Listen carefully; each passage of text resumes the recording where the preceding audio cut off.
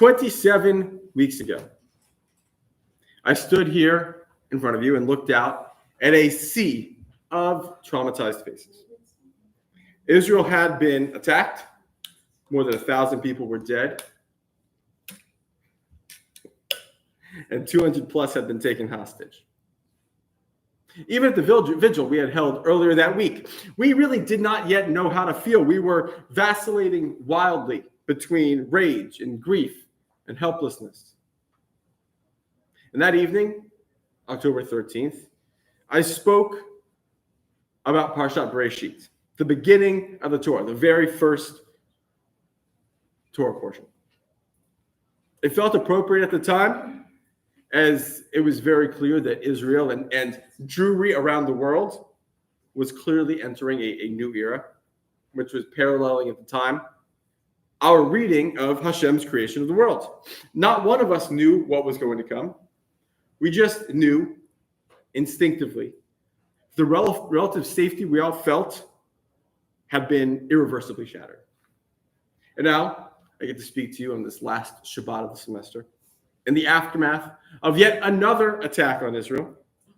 And on Monday, we joined once more as a community. But I can say with certainty, having looked around, having interacted with a lot of you, a lot of the faces I see in this room, that it was an entirely different feeling. There was much less grief and a much greater sense of resolve. And perhaps that comes from the fact that we had already been at war with Iran. And let's not mince words. We had always been at war with Iran. For 6 months, had hardened American Jewry to the realities facing our people. So last week, I obviously did not know that Iran was going to fire drones on Saturday. And I spoke of how there's no requirement to include in our lives people whose opinions and actions thoroughly diverge from our own.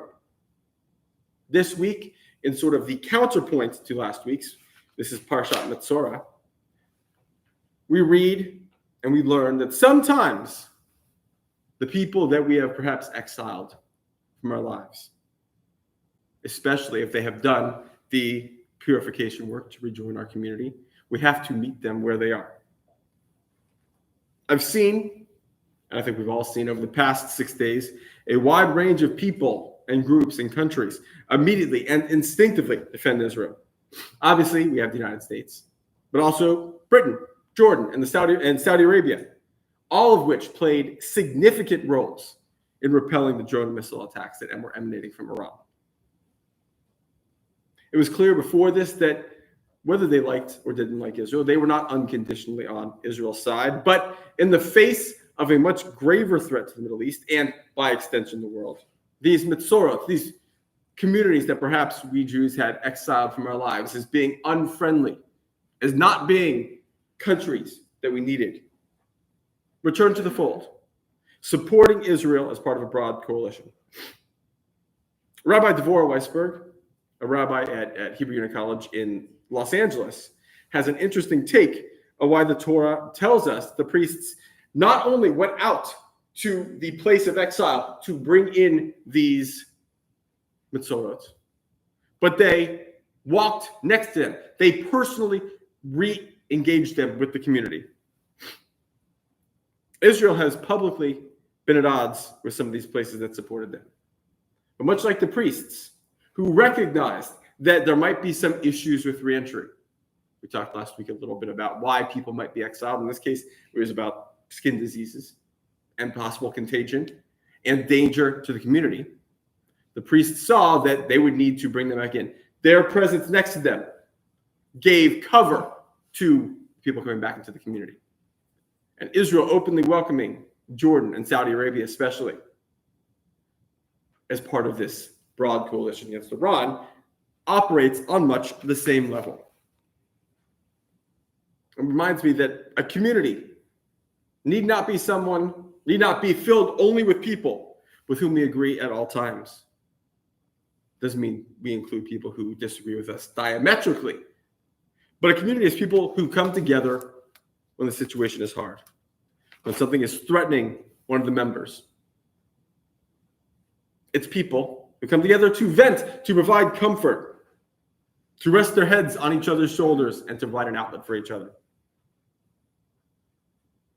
Tonight is the last Shabbat of the 2023-24 school year. That means for some of you in this room, it's your last Shabbat as UCF students. This was my first year here, and it was perhaps not the year that I expected when I started on July 10th. I'm assuming it's not the year that any of you expected, but rather than sort of thinking more about the issues that we as a community and we as a broad Jewish community faced, I want to use these final moments to talk about why I am optimistic for the future. We heard on Wednesday from a couple of seniors who talked about their own experience and how Hillel had impacted their lives. And so let me add my thoughts to theirs. I've been energized, not just since October 7th, but since the beginning of the year, by the level of Zionist activism and the variety of ways in which you all show that you love and care about Israel. I am excited that even though I grew up here in Florida, I was so much about the South Florida Jewish experience that I didn't know, and this sort of breadth of Jewish observance that we see in Hillel, that we'll see next door in the room when we eat, hopefully, when we eat dinner, that makes me optimistic for the Jewish future. The way in which you guys have thought about the different topics that I presented at Lunch and Learns or other programs and asked me deep questions that made me pause and think and wonder. I was impressed. And yet, I can't say enough about the joy and energy of Shabbat. I do love doing this, standing here and leading services. But it's the conversations we have during dinner, and then, of course, going upstairs and seeing everyone have fun afterwards. That's what it's about. And I wanted to bring this full circle before I conclude. And in remembering that Friday, 27 weeks ago, it was a tough service. People didn't know. Some people stayed awake because they were unclear about how safe they would be. I understood. And then we had dinner, and I was going upstairs to gather my bags and go home. And I know I've told other people this, and I've certainly relayed this to the staff, but I looked around, and for 6 days, all of the conversations upstairs, downstairs, whenever I was seeing you guys, were about Israel and what was going to happen and uncertainty. And then I looked around on the second floor that night, and I heard, for the first time, normal conversations. People were playing ping pong. People were playing Nintendo Switch. Some of you were sitting on the couches and talking, and not just about what was going on. And I knew we'd be all right. Shabbat Shalom. Thank you for a great year. All right. You'll turn